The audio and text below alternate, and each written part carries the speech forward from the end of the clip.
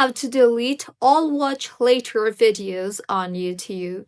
Hello everyone, I am Bishaka and welcome to our channel. Now let's get right into the tutorial. Firstly, go ahead and open the YouTube application on your device and make sure you are signed in. Now, tap on the U option on the bottom right of your screen and you will see the playlist tab.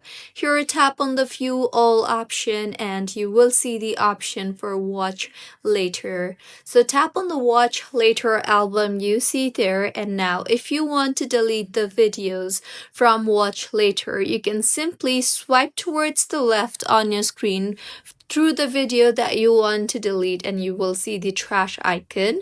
Tap on that and with this the video will be removed from your watch later list. And if you want to delete all the watched videos that has been watched from your watch later list, then tap on the three dots on the top right of your screen and then tap on the remove watched videos option and then tap on remove in the confirmation. And with this, the videos that you have watched already from the watch later tab will be deleted. However, if you want to delete all the watch later videos from the album at once, then unfortunately, YouTube has not introduced any tactics as such for the time being. So you can simply do it manually one by one. So this was about how you can delete all watch later videos on YouTube.